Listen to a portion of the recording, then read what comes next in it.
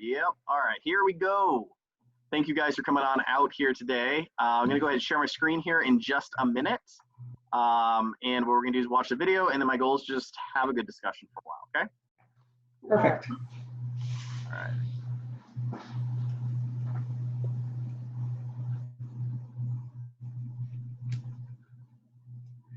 Here we go. And I can't see you, so if you have questions, let me know, and I'll just pause the video. Can you hear the video? Yes. Perfect. No. You can't hear the video? No. We see the video. I can see it. But you cannot hear it? Oh, No. yeah, no sound. No sound. Okay, give me a second. Okay, so I've had this problem before. I want to go to share computer sound. All right.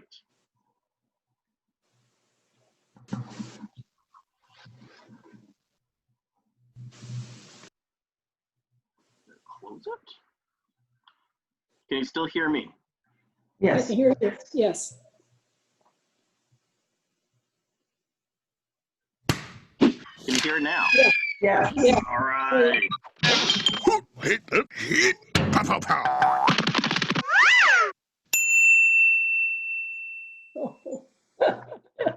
If there is only one God, why are there so many different religions? Christianity teaches that there's only one God. But if that's true, why are there so many religions? I mean, there's a lot of them. In fact, there are so many different religions in the world, no one is completely sure how many there are. Experts estimate that there are at least several thousand. Really? That's a lot of different religions, and some religions out there are really different. Almighty Ernie! Ernie? Well, it wouldn't be surprising if there was someone somewhere that believes in a god named Ernie. Where did all these religions come from? Well, if you had a lot of free time on your hands and you studied the origins of each religion, you'd see that many religions have been around for a very long time, for thousands of years, while other religions were started more recently, like last Thursday. Almighty Spoon! We also worship ladles and spatulas. So what makes a religion a religion? A religion is a system by which a particular group of people understand and organize their experience of the divine, a higher power, or God. In some ways, a religion is like a holy filing cabinet that contains all the stories, all of the words, and all of the symbols that point toward an understanding of who God is and how God works in the world. We as humans have a strong need to understand the world around us, to find what is true, and religion helps us do this. But if religions are all seeking to understand God, why are they all so different? If you've ever traveled to another country, you probably noticed that they do things differently than what you're used to. How they eat, what kind of clothes they wear, their favorite sport, even how they speak. So really, it's no wonder that their religions and beliefs would be different too. Just as every culture has its own word to describe a duck, they also have found their own ways to express their understanding of God. And there are lots of similarities between many of the major religions. Almost all major religions believe in a higher power and call on people to live morally. Still, for every similarity between religions, there are distinct differences as well, which is why people of different beliefs and religions don't always get along, sometimes to the point of going to war against each other, which has made for some really ugly history. So, being that Christianity sometimes agrees, but at the same time often disagrees with other religions, how should Christians respond to all these other beliefs? Can this be multiple choice? Sure. Oh, good. There are really only about 3 options. One is to ignore the other religions and only live around other people who share your same belief system. Other religions? What other religions? Exactly. Another is to water down your own beliefs and basically claim that all religions are different but equally valid paths to the same God. Everyone is right. Nobody is wrong. It's all the same, okay? So we can all get along. Everyone is happy, happy, happy. Ha ha ha ha. This duck is our Lord and Savior. Sure, why not? But the most difficult path is to maintain the distinctive beliefs, traditions, and history of your religion, while at the same time respecting other religions and keeping the conversation open to better understand one another's beliefs. We believe in this. What do you believe? So what do you think? What would be the Christian thing to do? I'm gonna go with the last one? Yeah, the last one. C. That is correct. Congratulations. Phew. That response of being firm with your beliefs but open to understanding others seems to be the most in line with what the Bible teaches us. In fact, it was a primary message of Jesus, to reach out to those not like ourselves, something Jesus did all the time. He did it a lot. At the very least, standing firm in your beliefs while respecting and staying open to understanding the beliefs of others seems like a good place to start, because different doesn't mean bad. I agree.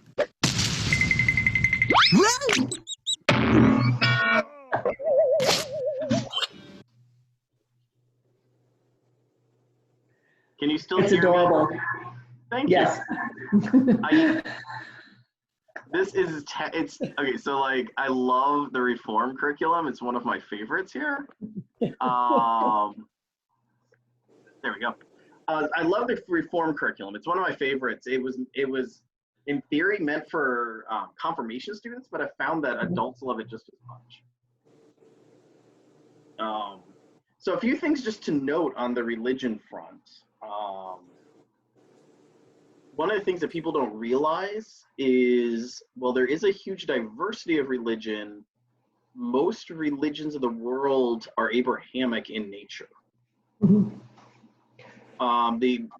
So if you look at like the world religions, Christianity is the largest with about 2 billion followers of 5 billion people. Okay. Islam is the next largest with about 1 billion people, about half our size. Hinduism is next largest, and it's definitely not an Abrahamic religion, but it's also almost completely isolated to India, population-wise. And a lot of folks have made a lot of atheism, because depending on how you count an atheist, you could say that atheism is third or fourth, maybe bigger than Hinduism, maybe not. But I always caution people just on the math of that. The two ways you get high numbers of atheists is either to count all the people in the People's Republic of China that check the box atheist when the government sends the census around and says, what religion are you? And that itself could give you almost a, billion atheists. Like, Yeah, but that's a safe choice. but it's a safe choice because there's such a history of persecution of all religions, Christians, Islam, Muslims, on and on, Jews in the People's Republic of China. So if you include the official stats of China, yeah, there's a whole slew of atheists in the world, but most statisticians, aside from religion, would question how many of those people are really atheists. In addition, you go to a place like Japan, where there is freedom of religion, you still have a lot of folks who would practice like different forms of Buddhism. That if you ask them, are you an atheist, they would say yes, because their definition of atheism is different than the Western. Because atheism in most Eastern countries, again, we're talking like Pacific Rim, so Japan, Taiwan, Korea, means I don't believe in a theistic God, therefore I am atheistic. Okay, so they might believe in a divine and a ghost realm and 8 worlds and heaven and in hell and in reincarnation, but they would say I don't have a God, because a Buddhist doesn't necessarily have a single God or even gods in their belief system. So, and Confucianists can go the same route too. So you can pile up those atheists really fast if you want to by throwing in a whole slew of Buddhists, a chunk of Confucianists, a whole bunch of Taoists, a whole bunch of folks who don't want to say in China. And then what do you do with like Western Europe and the United States? Because if you poll people in Western Europe and the United States and say, are you an atheist? Like 2% of people in the US will say yes, and like 5% of Europeans will say yes. Okay, so you don't get a lot that way. But if you ask the question slightly differently and you say, do you go to church or are you part of an active faith community? You can get like 30-40% of people in the US are like, yeah, I don't really go to church. Okay, well, if you determine that don't go to church equals atheists, well, then again, you can pile that number up pretty fast. And especially in Europe, where you have areas where there's 90% non-church going individuals. Is that due to the fact that they have to pay taxes if they belong to a church? So it depends on the country, because a lot of countries you pay taxes whether or not you belong to a church. Because like you look at like Sweden, you get asked, are you part of, and then you have all the recognized religions, And if you say yes, then that recognized religion essentially gets money for you the way like a school district gets money for each attendee. But if you don't say anything, you are part of the church, the Lutheran Church of Sweden. Oh. So there is no I'm an atheist box. There's just, are you these religions? If not, the default is you're clearly a Lutheran. It's where do you want the money to go, not whether or not you're giving the money. Right, right. Now there are some countries where, I'm not aware of any countries where you get taxed only if you go to church. So being an atheist doesn't necessarily get you out of the taxes, at least to my knowledge, but I'm not a tax expert on European taxes. Yeah. So I think one of the things that I found very helpful, and now granted this is a very millennial answer to the question, is to me, when someone says to me, I am spiritual but not religious, but I'm not an atheist, to me that is a more honest answer for where you can classify a huge chunk of Americans who don't go to church. And a huge chunk of Europeans who don't go to church, and honestly probably a huge chunk of Chinese folks who, even if there was freedom of religion, probably still wouldn't go to church. Though a lot of them are probably, again, Buddhists or Confucianists, and if you ask them that question, they will say yes. I always took the question rather literally of, are you, what are your beliefs, as a Christian, whatever, and do you go to church? To me, they're two separate, they really shouldn't be commingled as a question. Absolutely. Because it gets muddy. I know a lot of Christians who do not go to corporate worship. Absolutely. Do they support causes and behave in a Christian manner, and in the what would Jesus do in this scenario? It's like probably better than most of us. Absolutely. Absolutely. And that's why I like the term I'm spiritual but not religious.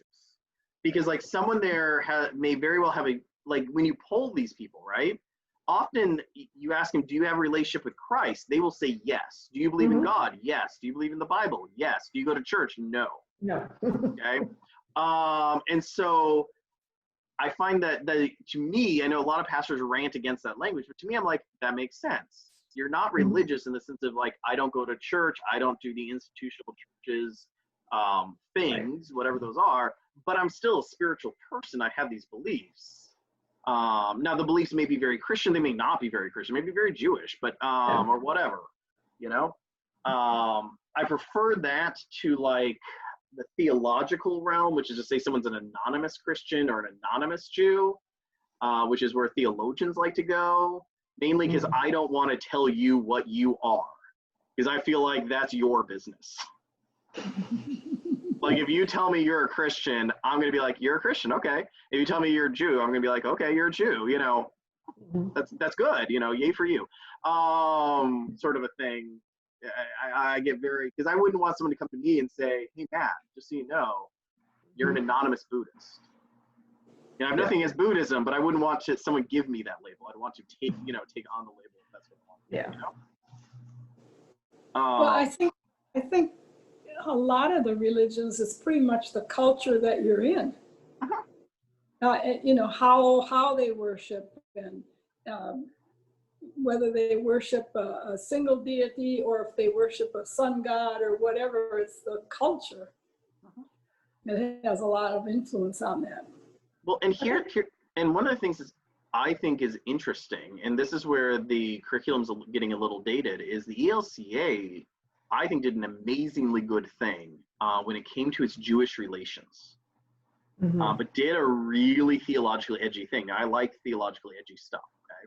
Yeah. So there will be a lot of pastors who will cringe at what I'm about to say, but I really like what they did. What they did is they went back to the Bible and they affirmed the salvation for the Jewish people. So like the ELCA's official position is Jewish people are going to heaven.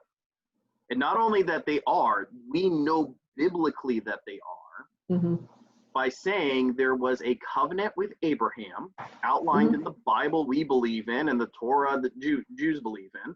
And in that covenant, God made a promise. And since we believe that God is good, God keeps God's promises because lying is not a good thing to do. Right. Okay? Now, I would go a step further personally and say that you could do a very similar thing with Islam. Yes. Because you have a promise made to Hagar, Ishmael's mother, Yes. in the Old Testament. And there is a historical link within Islam itself, or at least some groups of thoughts, and I know it's a controversial thing, that their heritage goes back to Ishmael. Right. Yeah. And so I think we could approach that in a similar manner in Christian-Islamic relationship and continue to sort of build outward from there. So I like the film. I think it was a little harsh in other religions for my personal taste, but it does a good job of sort of giving an example where the ELCA as a whole is. I'm obviously a little bit more interreligious, ecumenical, whatever you want to call that. You know, I'm more on that edge of the ELCA personally. Yeah, I think some of it is, you know, how are we brought up? How are we brought to faith as children? You know, because I was always brought, you know, Abrahamic. Everybody, we all have these roots, and they're all the same. You know, at the end of the day, we all trace back, and so you practice different than your neighbor, than your neighbor, than your neighbor. You know, it's not the practice of the religion that makes us good people. And not the did you sit in the pew and kneel at the right time and stand at the right time and sing the hymn in key. It's the what did you do? Absolutely. That's the cultural thing I was talking about. That Right. you stand at a certain time and you maybe you ring the bells or whatever you do. It's a cultural of how you worship. Right. Absolutely. And even, you know, theology aside, who is to say that other religions aren't part of God's plan too? Right.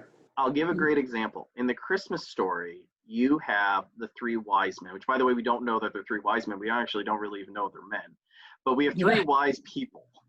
Okay? Or there's some number of wise people bringing three gifts. I mean, that's what we know. So we got these people who are wise, who are watching the stars, who live towards the east, right? This is what we know about. And what we know historically is that you do have a group of folks who religiously in that time period would have been watching the stars, would have been anticipating Messiah, would have been ready, and we know them as Zoroastrians.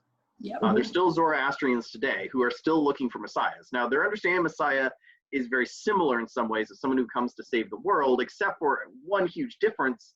The Messiah, well, still the Son of God in Zoroastrianism, comes multiple times.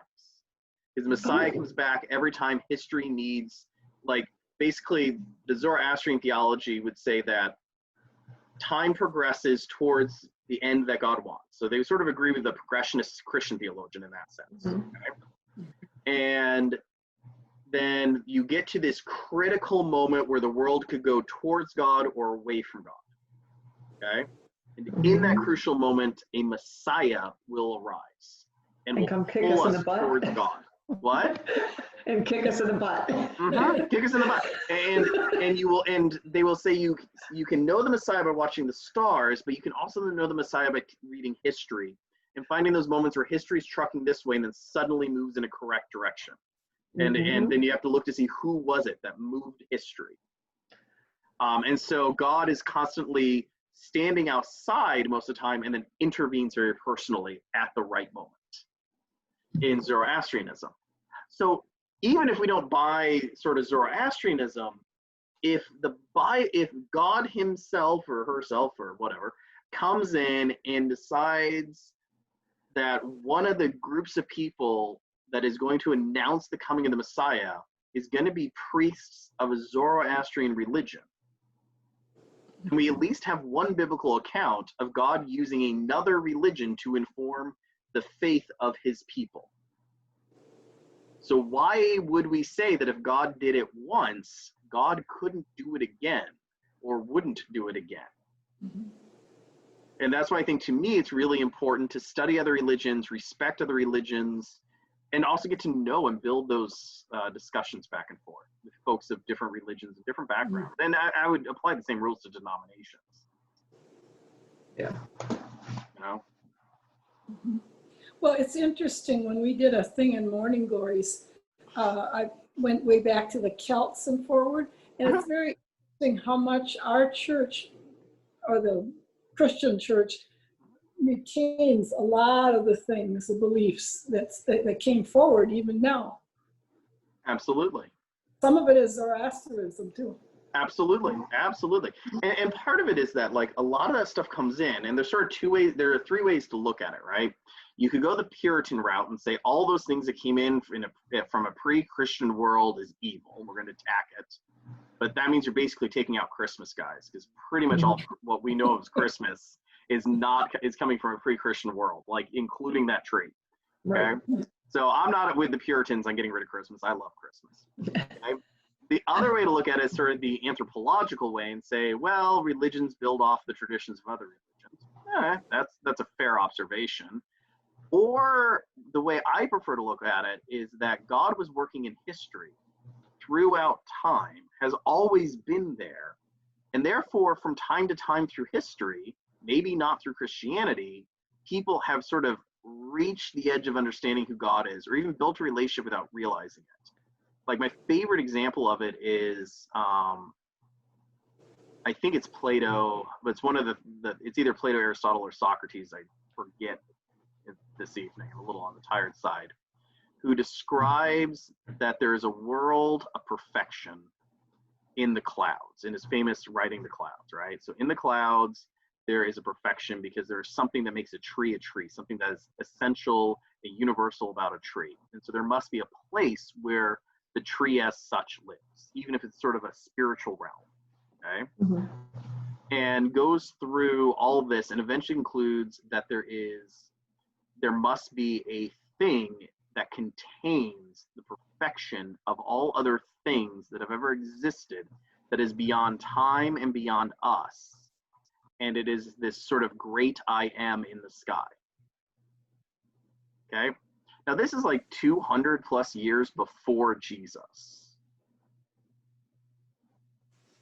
An anthropologist would look at that and say, well, Christians built on it. Sure, maybe that's what occurred. Or that person almost touched the face of God. Just did it through a non-Christian means. Mm-hmm. Because, again, and this would be sort of my view of the world, is just like, if you're looking for truth, regardless of how you're looking for it, whether or not it's spirituality or religion or science, if you're truly, honestly searching for truth, you eventually you're always uncovering something God made. And eventually you start to run into God. Now, you can deny God, you can categorize God, you can do whatever you want.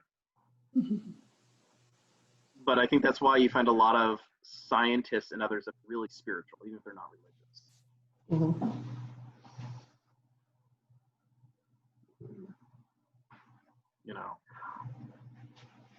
You go to those communities and you ask them how many of them do yoga.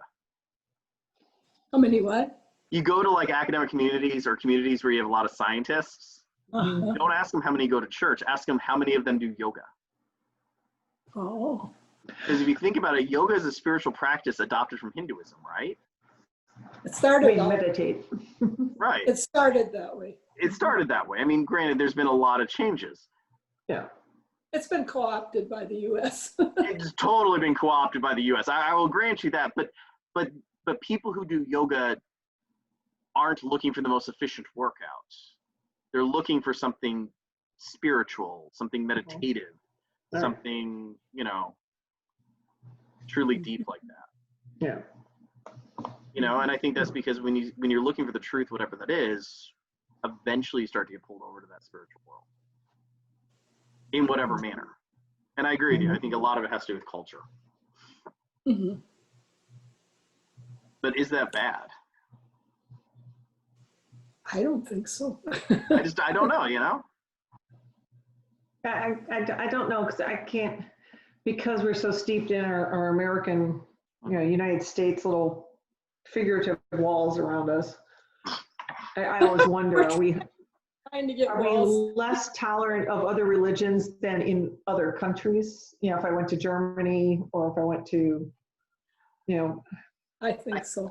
I think it depends on the country, though. Mm-hmm. Like, we're definitely doing better than Saudi Arabia. Yeah, Boy, Okay, we definitely beat Thailand. We're beating India. I'd argue we're doing better than China. Probably doing better than Japan. Like, yeah. You know? Yeah, And I'm not sure. Like you use Germany as an example. I'm not sure. Like, is Germany tolerant of religion? Because if you're particularly religious, there's a large amount of folks who would be like, whoa. Mm. Right? I mean, France. Use France as an example. There are rules against wearing headscarves in France. Right.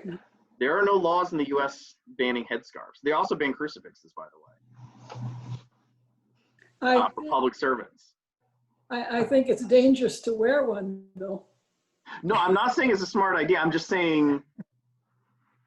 Yeah, there's not a law at this point. There's not a law, right? There's not a law at this point, and at least thus far, most of the branches of the judicial branch. I don't think I'm saying that right. You know what I'm trying to say? Most of the courts seem to be backing that those sorts of laws are not valid. Where in most European countries, even those that haven't passed such restrictive laws, they're at least by their courts would be conceivably passable. So, well, Germany, I'm not sure if they have any laws like that. It wouldn't be unconstitutional to pass one. Because there isn't an understanding of freedom of religion the way there is in the United States. Correct. Yeah. Which is how you still have state churches in a lot of European countries, even if no one goes. Yeah. Which I would honestly argue is why no one goes to them, because one of the most frustrating and most blessed things about the United States as a religious person is that we don't have the state generally meddling in our business. That there is a separation of church and state, which I'm honestly really thankful for. Because it's being eroded. What? Separation of church and state is being eroded. My taxes go for religious education. Right. No.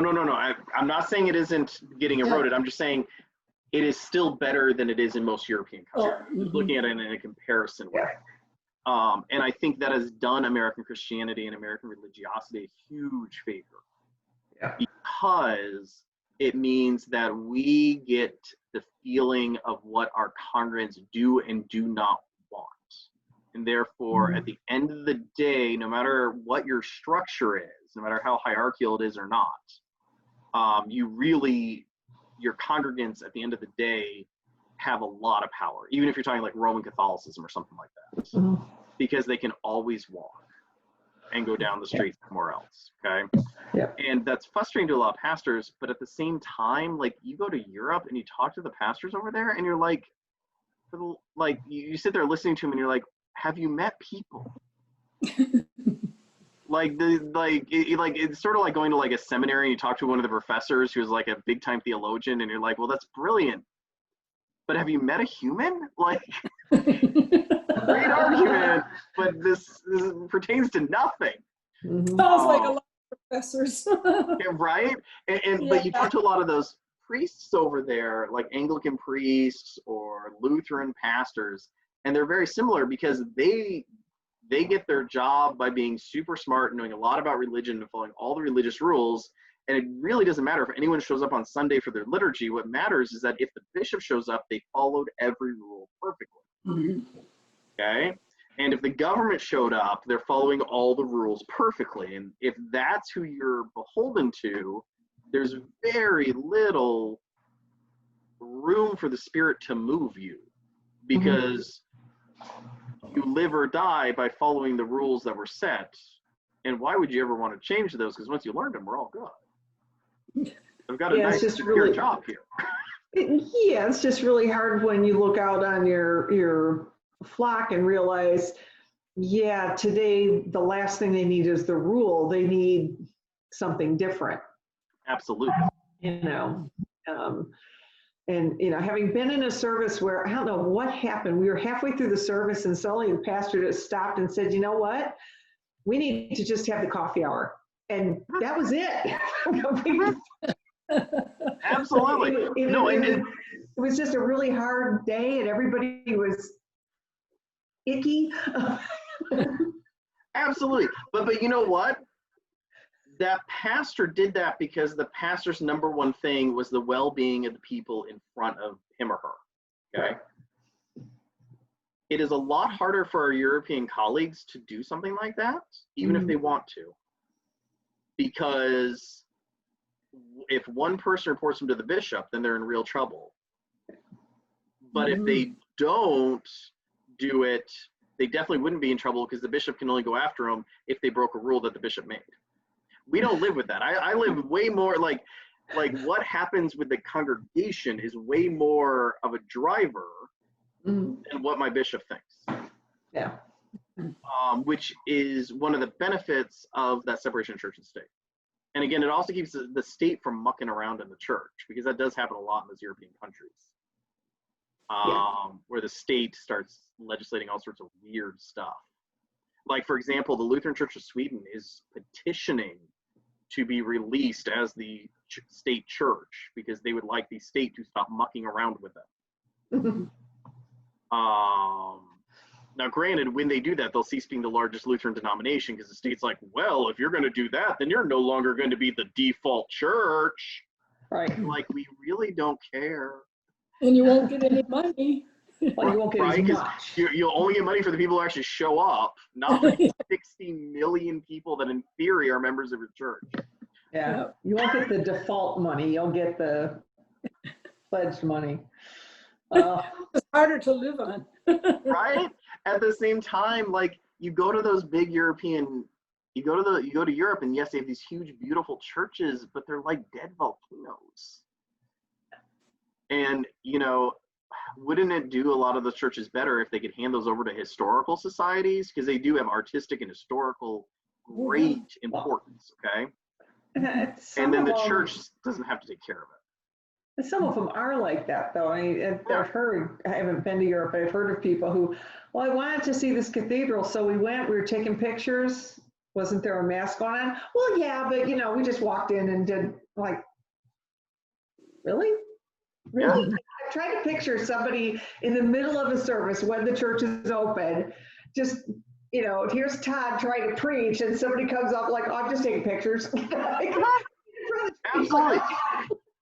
And we don't have to, like, if someone pulled that stunt at First United, we would simply have them escorted out. Like, yeah. Right? I hope I'm not an usher that day. Right? Like, I've seen what Todd does to photographers at weddings who get out of line. I don't want to know what happens if someone interrupts his sermon and starts taking pictures. Okay? Oh, like, he's legendary for what he's done to photographers. So, but that's totally true. Like, it's San Antonio, they have this problem. So you have these beautiful missions that predate the pilgrims in some cases, okay? Mm-hmm. And some of them, not all of them, are still like religious churches where people still meet on Sunday and perform a Catholic mass. They're still active. They're real. They're real. Like, and I know, like, when I was down there and I was studying at the Oblate School of Theology, which is a Catholic school, there was always this real pull and tug of, do you want to let tourists in, and how do you let tourists in? Because obviously something that's that old has tremendous historical value, but it's also a living church. And you don't just want to have anyone in there whenever feeling like, oh, this is wonderful, I paid my $2, I can do whatever I want now, like a museum. Which, by the way, that's not how I understand museums. But that is seeming how a group of humans out there do. Yeah. You have to be careful in museums too, because people want to touch and grab. Okay, so all right, so I'll tell you a story if you want to hear a story from, well, I'll do that after we're done recording, but I'll tell you a story afterwards. You let me know when we're done. I'll tell you about a time that I almost got arrested at a museum, but luckily enough, they realized how stupid I was. Yeah, I think the best thing we do for our kids is we expose them to other religions so they understand what else there is. Absolutely. I mean, I have very fond memories of my catechism class. We went to Temple Bethel. We went to, we're in Buffalo. There's not a lot of choices, you know. At that point, it was pretty much, we got the Jewish, the Catholic, the Methodist, Lutheran. Which flavor Luther would you like? There's a Presbyterian, but it's a North or a South, you know. But it was good because we were exposed. And I remember when my son was in high school, we had him staying with some friends, and we were off on a trip, and we get this phone call. Would it be permissible for him to go to a Sikh service? I was like, I think that would be lovely if it's permissible. Yes, I'd like him to know about your religion. I think that would be fantastic. Absolutely. You know, because I didn't quite understand Harneg and his turban and the hair and all that stuff that they do or don't do. But my son has a full appreciation of all that. Absolutely. And like I've done a lot of studying of other religions, and I find so much about other religions that are so rich and aren't necessarily against what Christianity teaches, that can be incorporated into Christianity either with no modification or very small amount of modification. Like you look at Dia de los Muertos in Hispanic Christianity, and how different is that than the hungry ghost world of a Buddhist? The what? The hungry ghost world of Buddhism. Oh. So Buddhism has different realms in it traditionally. Like if you go to like Himalayan Buddhism or Tibetan Buddhism, you have these different realms. And one of them is called the hungry ghosts, which are sort of people who have not fully passed on to heaven. And they're sort of trapped in this realm and they get reincarnated somewhere else. And they're sort of a hungry ghost, usually because there was something of their human life that has trapped them from quite reincarnating up.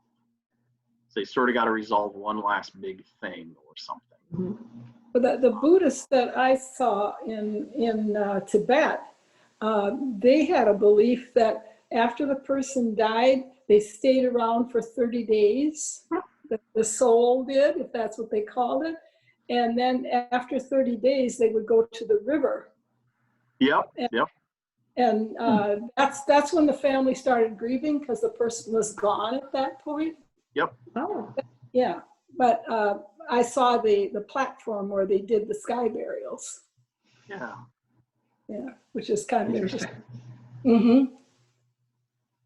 Yeah, but there's a belief there of a soul, obviously.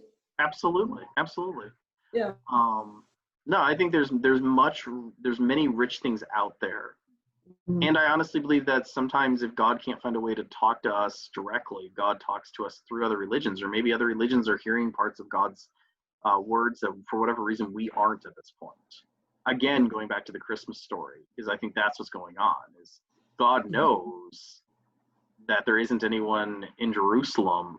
None of those scribes of Herod are going to go check out what's going on in Bethlehem, because they knew, right? Because we know in the story that the wise men go to Herod, and Herod calls his scribes, and the wise men say, where are you, where's the baby to be born? And the scribes say, oh, in Bethlehem on this day.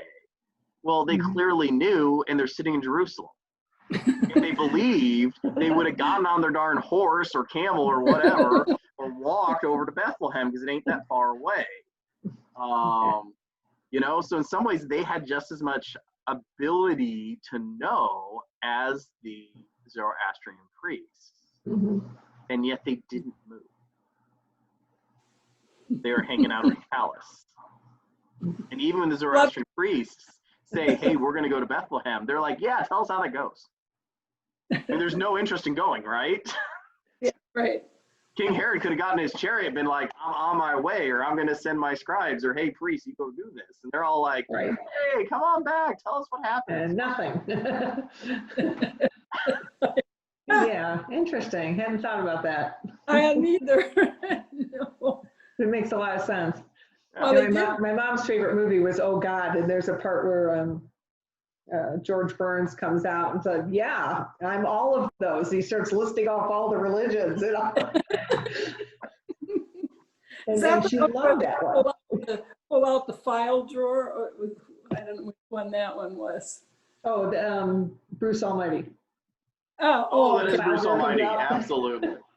Well, why don't we wrap up the official thing at this point? I'll tell you the story, and then I should probably get back to helping out with bedtime. How does that sound, Jill? Okay. All right, so I'm going to stop the recording, and I'll tell you my story.